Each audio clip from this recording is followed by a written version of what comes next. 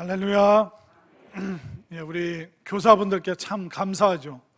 예, 오늘 너무 감사하고 또 우리 귀한 그 헌신에 다시 한번 우리 축복하는 마음으로 큰 박수로 한번 격려하겠습니다.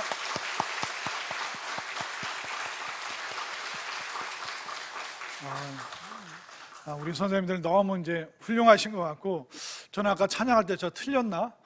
그랬더니 화음을 넣어서 그래서 저기 화음 넣은 거구나. 그래서 좀 은혜 받고, 야, 역시 선생님들 수준이 다르다, 이제 그런 생각을 많이 하게 됐습니다. 어떻게 보면 우리 교회학교 교사분들은 참 그 험지에서 나름대로 이름도 없이 이제 빛도 없이 굉장히 애를 쓰고 계십니다. 왜 험지에서 그렇게 애를 쓰고 계시냐면, 그렇게 느낄 수밖에 없는 건, 여러분 뭐 부모 되신 분들은 다 아시겠지만 자녀 키우는 게 쉽지가 않습니다. 어릴 때는 뭐 5살, 6살 때는 엄마 아빠 좋아서 계속 붙어 있지만, 젊은 엄마 아빠가 이 얘기를 들으면 안 되나? 그 애들이 중학생 되고 막 그러면 어떻습니까?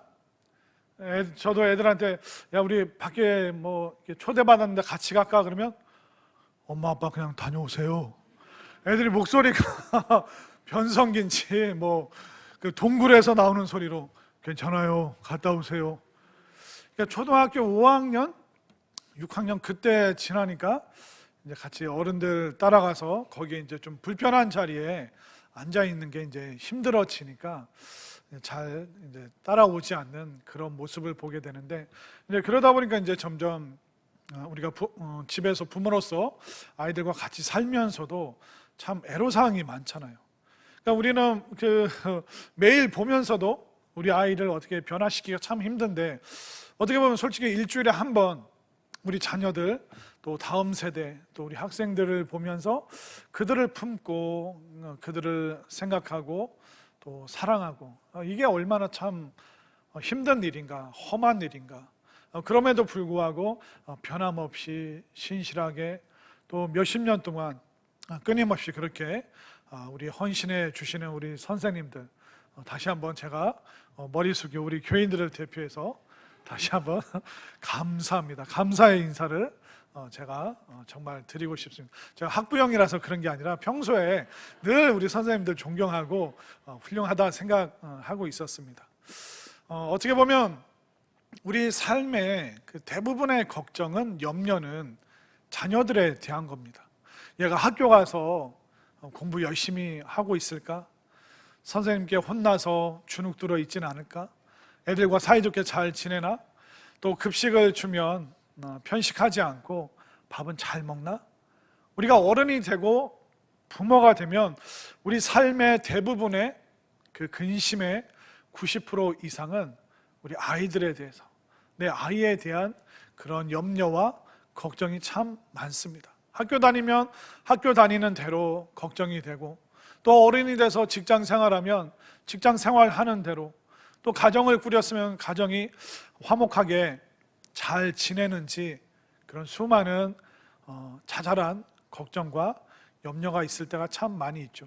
그런데 오늘 성경 말씀을 보니까 우리 하나님께서도 또 모세도 다음 세대에 대한 염려와 걱정이 굉장히 큰 것을 볼 수가 있습니다.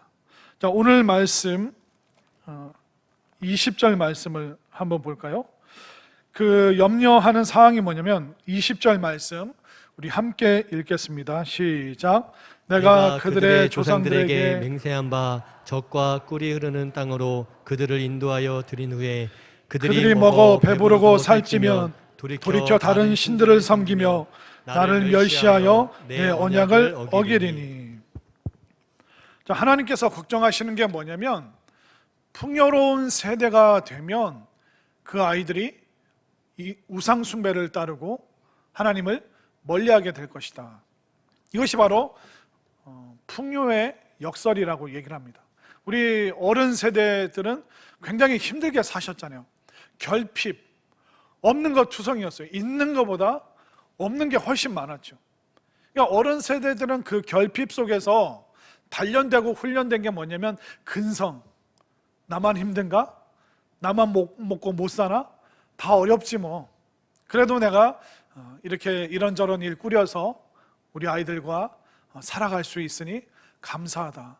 그러니까 그 결핍만이 줄 수 있고 결핍의 그 시대, 그 세대만이 경험할 수 있는 정말 인생의 그 바닥에서 느끼는 그 근성과 그 인생의 참된 그 의미를 발견할 수 있습니다.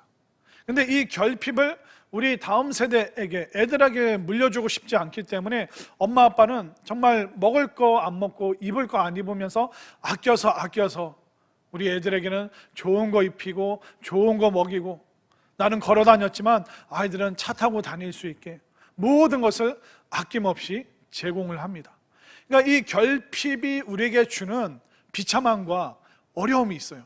그렇기 때문에 이것을 내 아이들이 경험하지 않도록 우리 부모 세대는 아이들에게 풍요로움, 풍성함, 뭐 나물 반찬이 아니라 고기 먹고 싶은 거 다 주고, 컴퓨터 사고 싶으면 어떻게 해서든 컴퓨터 사주고, 핸드폰도 최신형이 나오면 또 아이들에게 그걸 막 사주고 싶고. 그런데 이 결핍에서 풍요로 넘어갈 때 문제점이 뭐냐면, 이 풍요로운 세대, 결핍을 겪어보지 못한 세대는 근성이 아니라 타성에 젖게 됩니다. 그리고 하면 된다가 아니라 뭘 하는 게 너무 귀찮아하는 그런 세대가 되어버립니다. 그래서 이것을 풍요의 역설이라고 말을 합니다. 그래서 우리나라 뭐 옛날 속담으로는 부자 몇 대 못 가죠? 3대 못 간다. 근데 그게 뭐 대기업이나 뭐 중소기업이나 다 그게 해당이 됩니다. 왜 부자가 그 부를 더 넓게 크게 못 가져가고 그 부유함이 왜 3대를 못 갈까요? 1대 때는, 초대 때는 결핍의 근성이 있는 거예요. 어떻게 해서든 악착같이 일을 따내고 열심히 하고 밤잠 안 자가고. 그러니까 1세대가 이것을 정말 이 기업을 크게 세워요. 그러면 그 다음 세대, 또 그 다음 손주 세대 때는 돈 버는 것부터 배울까요? 돈 쓰는 것부터 배울까요? 어떻게 아세요? 여러분들 부모님들이 엄청나게 뭘 이루셨나 보네요. 그러니까 이게 참 안타까운 게 뭐냐면, 이 초대 처음 그것을 세운 분의 그 근성의 정신이 결핍 때 배웠던 그 삶의 가치가 이게 전수가 거의 안 됩니다.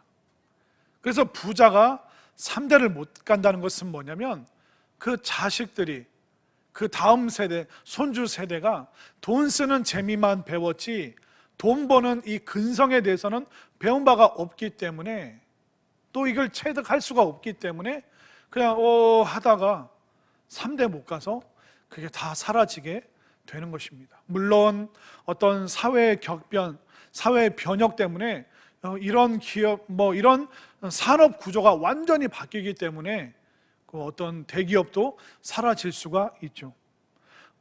가까운 일본을 보면 소니도 거의 굉장히 많이 추락을 했었죠. 사뇨, 필립스, 또 뭐가 있을까요?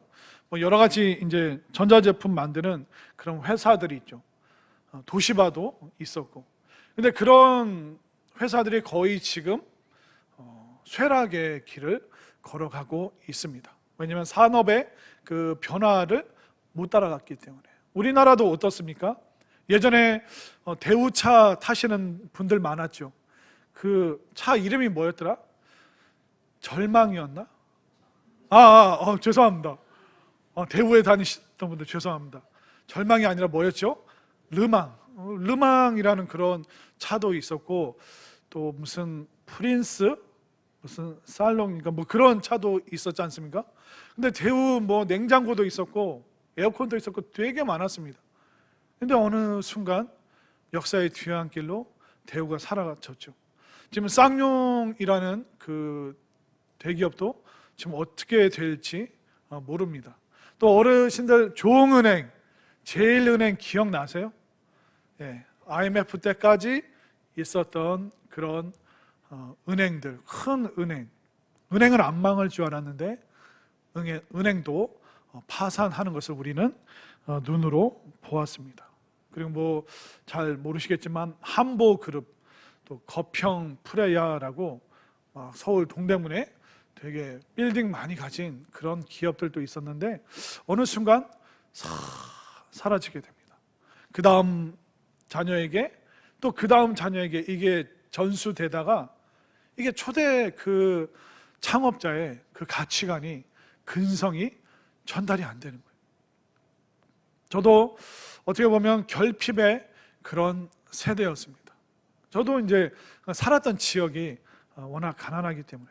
그런데 그 결핍의 시대를 다 지났는데 저희 아이들에게 뭐 못 먹게 하고 안 입히고 그 결핍을 강제로 가르칠 수가 없는 거예요.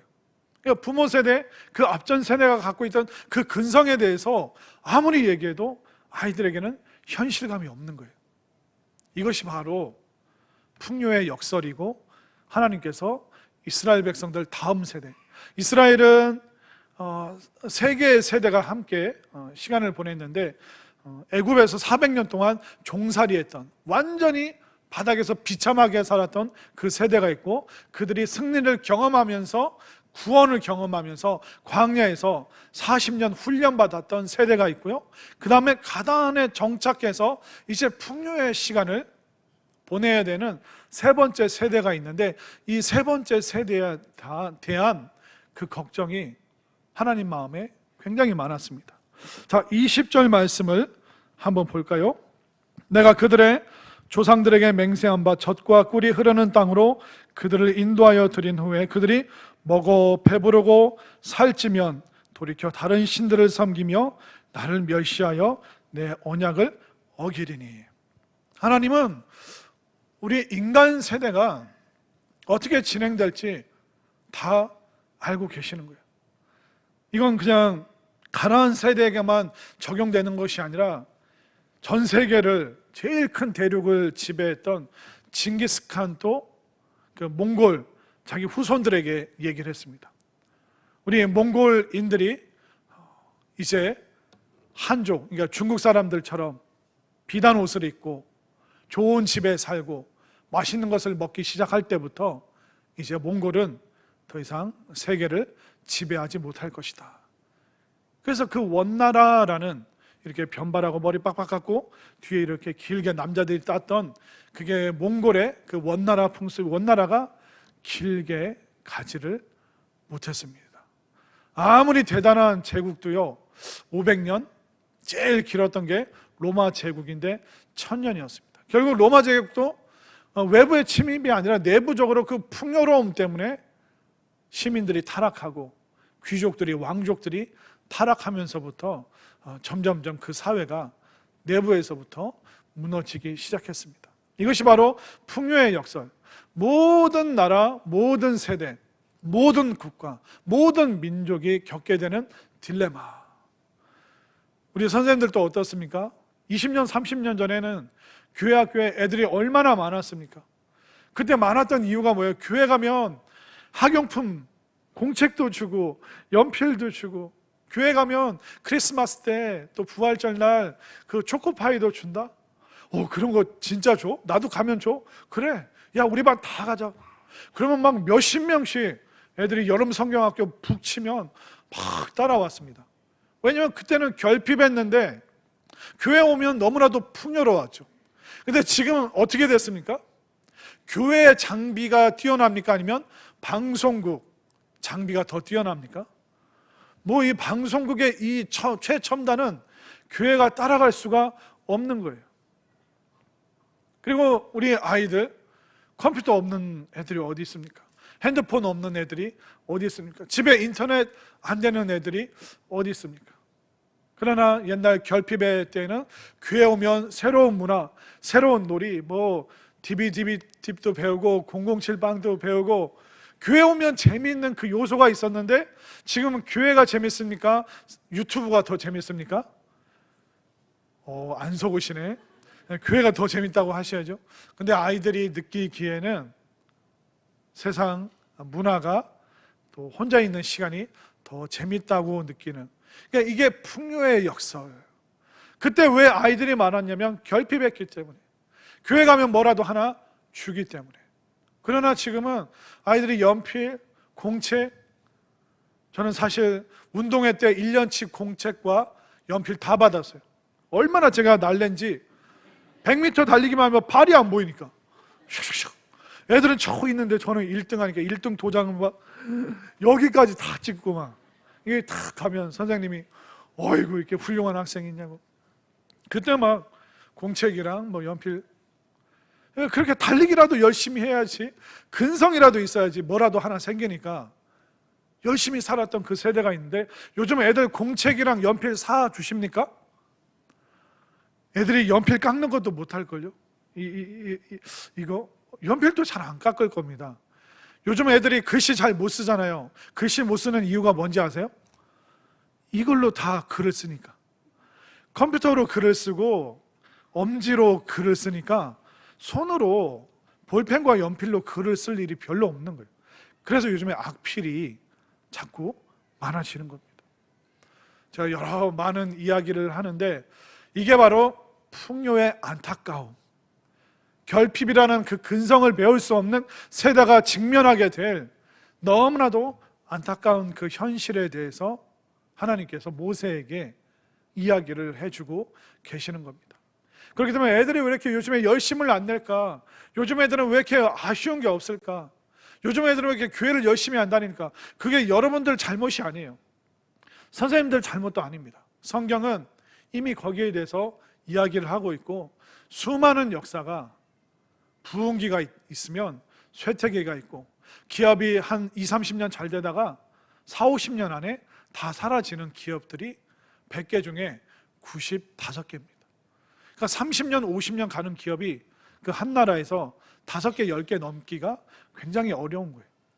그렇기 때문에 뭐가 잘 안 된다, 뭐 우리 부서가 부흥을 안 한다, 그건 여러분들의 책임이라고 말할 수는 없고, 이 거대한 흐름 속에서 우리는 현실을, 성경이 말하고 있는 이 풍요의 역사를 지금 보고 있는 것입니다.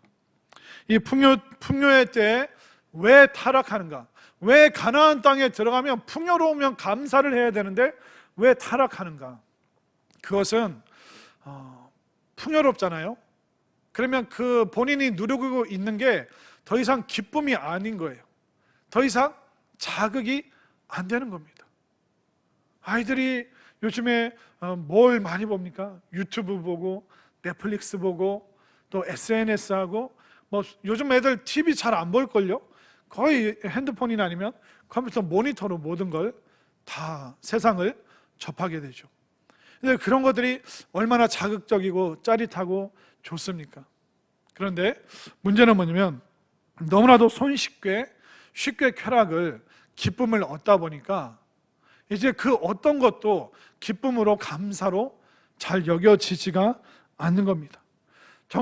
물질적으로는 풍요로운데 정신적으로는 뭔가 공허하고, 또 너무나도 쉽게 우리는 자극적인 것을 얻게 되고, 또 살아가는 삶이 이미 부모가 모든 것을 알아서 제공하기 때문에 너무 한가롭고 또 심심하기 때문에 어떻게 보면 아이들은 더 큰 자극을 찾아서 가게 되어 있습니다.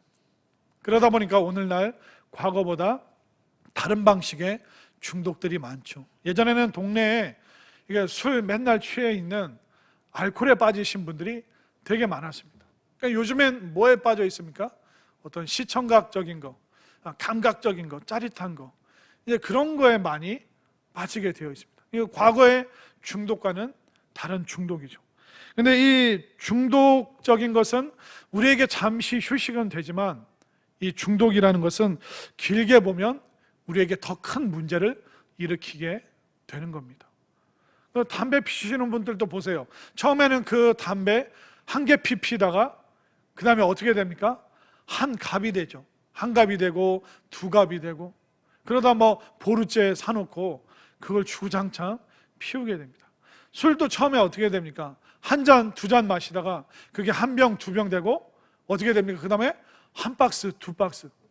대학생들 MT 간 거 사진 보니까요, 여자 대학교인데도 막 술이 뭐 몇 짝이 그냥 쫙 깔려 있는 게, 무슨 학교 전체가 아니라 무슨 학과 MT 모임인데, 이런 세상이라는 겁니다. 이런 현실을 우리가 보고 있는 것이죠.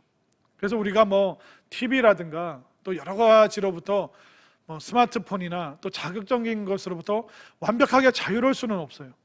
그러나 우리가 그것을 통제할 수 있고 그 안에서 내가 누릴 수 있는 기쁨도 있지만 쾌락을 또 내가 조심할 수 있는 그런 거는 우리가 통제력이 있어야겠죠. 그러나 아무리 우리가 통제하려고 해도 안 되는 부분이 있고, 그리고 우리는 계속 끊임없이 뭔가 자극적인 것을 찾고 중독적인 것을 찾는데 그게 우리에게 만족을 주나요? 오늘 유튜브 1시간 보면 내일은 30분만 봐도 만족할까요? 오늘 1시간 보면 내일은 2시간 보고 싶어요.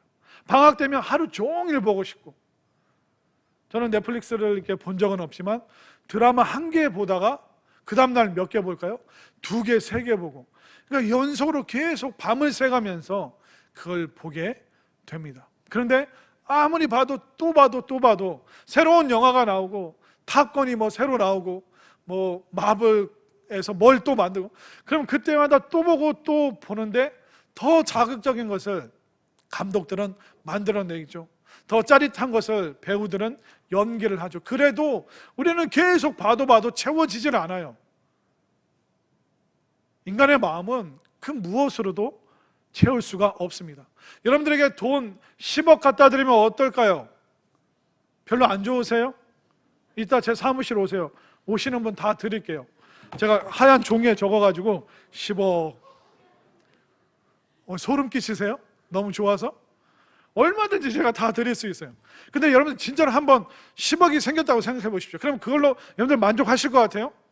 10억이 생기면요 100억 갖고 있는 사람이 부러운 거예요. 나는 거지 같은 거예요. 그럼 여러분들 100억 가지면 어떻게 되실 것 같아요? 100억 가지면요 1000억 가진 사람이 부럽고 1000억 가지면 1조 가진 사람이 부럽고, 여러분들에게 어마어마한 땅을 드려요. 알래스카도 다 드릴게요. 중국도 드릴게요. 그러면 달나라를 소유하고 싶은 거예요. 달나라를 소유하고 싶으면 화성도 갖고 싶고 목성도 갖고 싶고 토성도 갖고 싶고 이 태양계를 다 내 소유로 내 명의로 만들고 싶은 게 인간의 욕망이에요. 그렇기 때문에 여러분들에게 아무리 우주를 갖다 주고 우주의 주인이 여러분들입니다 해도 우리는 만족함이 없어요. 왜냐하면 인간은 하나님의 성품을 닮았기 때문에 하나님 정도의 수준이 아니면 우리의 마음은 채워지지가 않는 거예요. 그런데 우리가 하나님의 그 은혜와 감사로 채우지 않잖아요. 그러면 가장 손쉬운 것에 손을 대는 거예요. 유튜브만 보면, 넷플릭스만 보면, TV만 켜면 나에게 계속 자극적이고 순간순간 만족을 주는 것이 계속 나오게 되어 있습니다. 그러면서 점점점 우리가 진짜 채워야 될 그 하나님으로 못 채우고 다른 걸로 채우는데 이건 부분적인 거니까 또 목마르고 또 목마르고. 그런데 이 자극적인 건요 점점 시간이 지나면서 이게 자극이 떨어집니다. 근데 사과, 수박 한 입 첫 번째 딱 먹으면 어떻습니까? 그때가 제일 기쁘고요. 만약 수박 한 통 다 먹었는데 또 2통 갖다 주면 안 먹고 싶다고 그래요. 이게 인간의 본성이라는 거예요. 처음에는 좋은데 시간이 지나면 매일 수박 먹으면 이제 맛이 없는 거예요. 유튜브 계속 보다가 이거 이제 재미없네? 그럼 다른 걸 또 찾게 되는 거예요. 넷플릭스 계속 보는데 이게 더 이상 재미가 없네? 그럼 또 다른 걸 찾게 되고. 이게 모든 어른과 우리 자녀들이 겪게 되는 풍요의 역설, 또 인간의 중독과 자극의 역사라는 것입니다. 우리가 이런 세대 속에서 그런 자녀들을 우리 선생님들이 지금 가르치고 있습니다.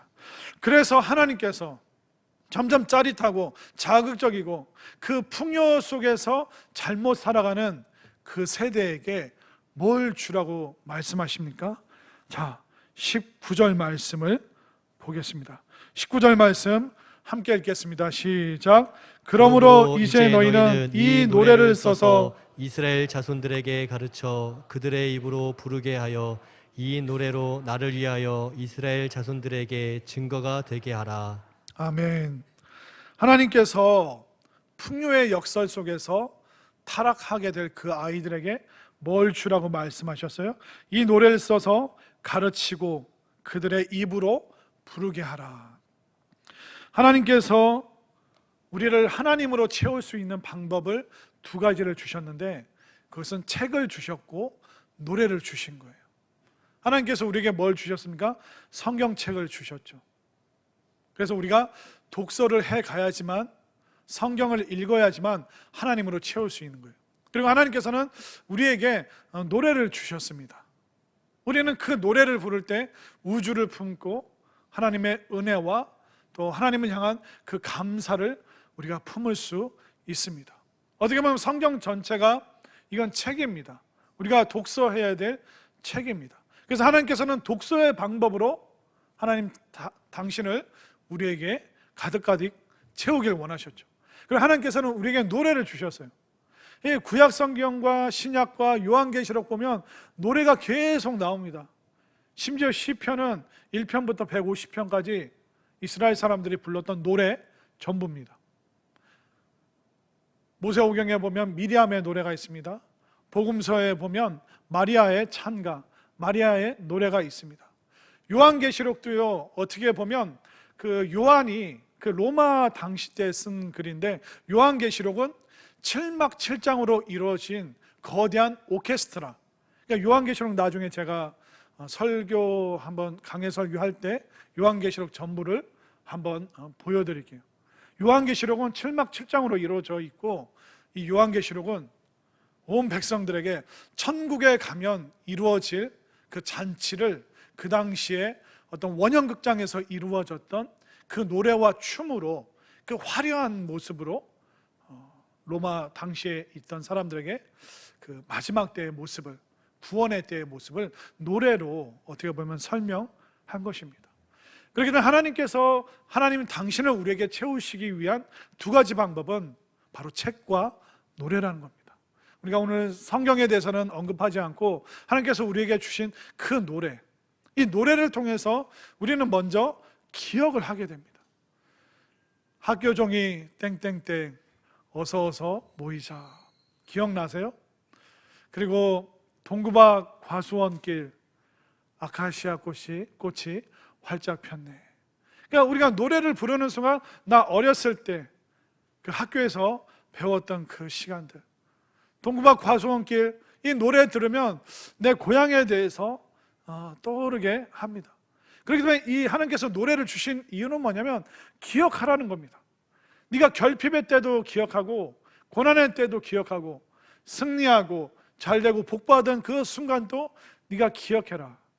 그렇기 때문에 하나님께서 우리 인간의 본성에 주신, 믿는 사람이든 믿지 않는 사람들, 우리 모두에게 노래를 주셨는데, 노래를 주신 이유는 그것을 기억하라는 겁니다. 노래의 힘을 한번 들려드릴게요. 제가 몇 가지를 말하면 여러분들 순식간에 60년대로 70년대로 돌아가게 될 겁니다. 단장의 미아리 고개, 한마는 대동강, 눈물 젖은 두만강, 여자의 일생, 목포의 눈물, 동백 아가씨. 이게 누구만 웃어요? 이게 머리 하얀 분들만 지금 피식피식 웃으시잖아요. 또 갑자기 연상돼서 이따 집에 가면서, 교회에서 나가면서 목포의 눈물을 부르시지 않을까, 눈물의 씨앗을 되뇌이지 않으실까. 제가 몇 마디만 했더니 순식간에 어때요? 흥얼거리고 싶죠. 흥얼거리고 싶은 분 나오세요. 마이크 잡으세요. 한 곡 좀 뽑으셔도 괜찮습니다. 그럼 순식간에 우리가 60년대로, 그때로 우리가 돌아가게 되는 겁니다. 근데 이 60년대 때 불렀던, 70년대 불렀던 그 노래들은 대부분 이별, 눈물 젖은, 또 강, 항구. 항구는 어떻습니까? 떠나보내는 사람이 있고 손 흔드는 사람이 있고, 두만강, 그런 강 어떻습니까? 저쪽으로 넘어가 있는 사람, 나는 못 넘어가고. 그러니까 이별과 그 아픔에 대한 그 모든 추억들이 60년대, 70년대 노래에 스며 있습니다. 그때 이산가족도 되게 많았잖아요. 매주 방송했잖아요. 근데 80년대 때 넘어오면서 이제 사랑에 대한 이야기가 서서히 나오기 시작합니다. 이제 80년대 우리 사회가 이제 자본주의 사회로 진입하게 되죠. 한번 들어보세요. 못다 핀 꽃 한 송이, 가을을 남기고 간 사랑, 계절이 두 번 바뀌면 그대는 나의 인생, 처음 본 순간 그대가 미워요. 그리고 80년대 때 유행했던 노래가 아파트라는 노래도 있어요. 누가 불렀죠? 김수일 씨인가요? 윤수일, 맞다. 그분이 외국 사람이었나요? 아닌가요? 하여튼 그 외모가 약간 그 기억이 이게 훤칠하고 외국 사람 같은 그런 느낌이 있었는데, 그러니까 이때가 80년대가 자본주의라는 걸 우리가 알 수 있는데, 아파트라는 노래 보세요. 아니 주택도 있고 빌라도 있고 원룸 투룸도 있는데 무슨 노래 만들었어요? 아파트. 불 꺼진 아파트, 불 켜진 아파트, 그 사람이 사는 그 아파트. 그러니까 그 당시에 그 노래를 들으면 우리가 순식간에 그때로 넘어가게 되죠. 그리고 90년대 노래 한번 들려드릴까요? 오늘 별거 다 아는데, 듀스의 나를 돌아봐, 쿨의 운명, 김한선의 삐에로는 우릴 보고 웃지, 박정훈의 오늘 같은 밤이면, 심신의 오직 하나뿐인 그대, 서태지와 아이들, 박미경, 이부의 경고, 김건모 잠 못 드는 밤 비는 내리고. 저는 잘 이렇게 부를지 모르는 노래들인데 그냥 뭐 언뜻 듣기도 90년대를 살았기 때문에 그때 생각들이 나는 거예요. 그때 친구들도 떠오르고, 뭐 발표회 때 막 이게 나와서 했던 친구들도 생각나고. 그러니까 노래라는 것은 기억하게 하는 힘이 있는 겁니다. 그렇기 때문에 하나님께서 이스라엘 백성들에게, 풍요의 세대에게 이 신앙이 기억나도록, 하나님이 기억나도록, 하나님의 은혜와 그 역사가 기억나도록. 그렇기 때문에 우리 부모님들이 또 선생님들이 해주셔야 될 게 뭐냐면, 아이들과 함께 이 노래, 이 찬양, 복음성가. 우리 부모님들도 집에서 맨날 트로트, 그 누구예요? 그 통통한 요즘에 그 인기 송가인, 그리고 또 누구죠? 네, 맨날 그것만 들으시나 봐요. 그러니까 어른들 그것만 틀지 마시고 그거 하나 들으면 찬양도, 여러분들이 좋아하는 찬송, 오늘 은혜, 이 찬양 얼마나 좋습니까? 그럼 애들이 듣잖아요. 그러면 흥얼흥얼거리게 되어 있습니다. 찬송가 틀어놓으면 애들이 그게 귀에 새겨져요. 근데 여러분들도 풍요의 세계에서 정신을 못 차리고 그냥 화려한 것만 쫓아가면 아이들에게 들려줄 노래가 없는 거예요. 그러니까 이런저런 노래도 듣겠지만, 여러분들 하나님을 높이고 하나님의 은혜에 감사하는 그 찬양도 여러분들도 들으시고, 여러분들의 공간에서 그 찬양이 울려 퍼지게 할 때 아이들이 하나님의 은혜를 기억할 수 있다는 것을 꼭 믿으시기를 바랍니다. 지금 반도 못했는데 시간은 하염없이 흘러가고 있습니다. 그리고 하나님께서 주신 노래는요, 희망의 노래입니다. 특별히 우리 선생님들이 희망의 노래를 불러야 되는데, 그 31장에서 이 노래를 가르쳐 부르게 하라 말씀하셨죠. 그리고 그 하나님께서 주신 노래가 뭐냐면 32장에서부터 32장 쫙 전부가 다 그 노래를 하고 있습니다. 32장 1절부터 52절까지가 노래인 거예요. 굉장히 긴, 아마 15절, 20절까지 있는 굉장히 긴 노래를 하나님께서 주셨습니다. 근데 이 노래가 뭐냐면 32장에서 이스라엘 백성들이 불렀던 노래는 희망의 찬가예요. 절망적이고 힘들었는데 여호와께서, 우리가 죽음 가운데 있었는데 여호와께서, 우리가 질병 가운데 있었는데 여호와께서, 우리가 구덩이에 빠졌는데 여호와께서. 그러니까 우리는 절망적인 존재인데 우리의 희망 되시는 여호와께서 우리를 구원해 주셨다. 희망의 노래를 그 백성들에게 하나님께서 부르라 말씀하신 겁니다. 그렇기 때문에 우리 교회학교 선생님들이 아이들에게 해야 될 게 뭐냐면 희망의 노래를 많이 말해줘야 됩니다. 왜냐하면 아이들은 태어날 때부터 부정적인 자기 암시를 하게 됩니다.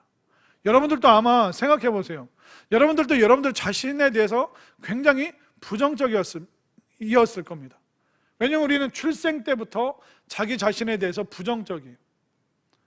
제가 어떤 목사님 만나서 얘기하는데 그 목사님이 자기는 첫째인데 첫째가 너무 힘들게 사는 것 같아요. 그래서 제가 그랬죠. 막내가 더 힘듭니다. 제가 두 형제 중에 둘째거든요. 막내는 형 거 계속 물려받아요. 서럽습니다. 그랬더니 어떤 분이 그러더라고요. 삼형제 중에 중간에 있는 애가 제일 힘들어요. 그 목사님이 몇째일까요? 둘째, 중간 둘째. 형은 형이라고 대우받고 막내는 막내라고 이쁨 받는데 나는 찬밥도 아니고 더운 밥도 아니고 난 쉰밥이요. 이도 저도 아니라고 자기는.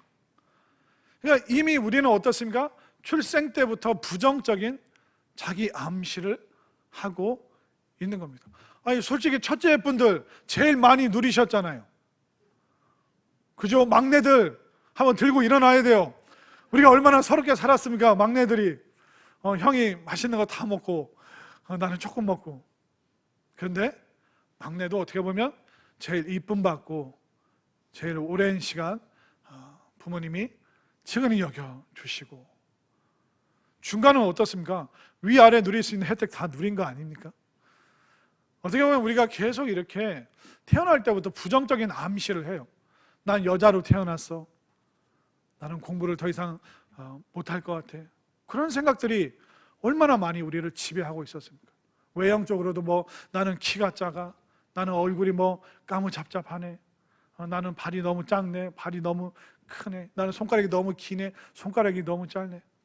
사람은요 출생 때부터 이미 자기 자신에 대해서 부정적인 암시를 합니다. 학교를 다니면 그게 더 심해지죠. 나는 달리기도 잘 못해, 나는 공부도 잘 못해, 나는 등수가 안 돼, 나는 뭐가 안 돼, 뭐를 못해. 우리 집에 뭐가 없어. 끊임없이 부정적인 암시를 하는 것이 오늘날 우리 자녀들 세대입니다. 아무도 뭐라고 안 그러는데 혼자 그런 부정적인 암시를 하는 사람에게 뭘 얘기해야 됩니까? 희망의 노래를 가르쳐야 되는 거예요. 여호와께서, 하나님께서 우리를 어떻게 인도하시고 우리를 어떻게 사랑하시는지.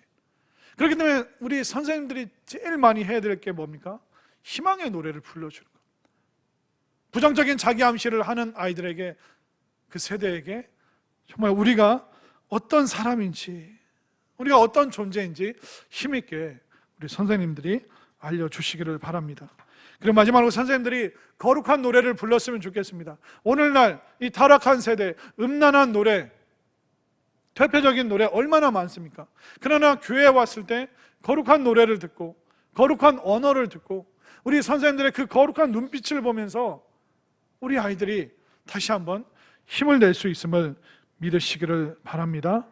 그렇기 때문에 오늘 하나님께서 풍요의 그 시간을 살아갈 우리 자녀들에게 어떻게 해야 되는가? 노래를 가르쳐라.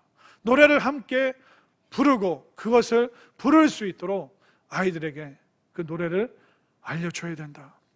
그 노래를 통해서 하나님께서 우리에게 주신 그 은혜를 기억할 수 있도록, 또 부정적인 자기 암시를 하는 우리 자녀들에게 그 희망의 노래를, 또 타락한 세대 속에서 거룩한 노래를 함께 부르면서 정말 복되고 희망차고 또 멋진 우리 다음 세대를 많이 길러주시는 우리 모든 교사들 될 수 있기를 간절히 소망합니다.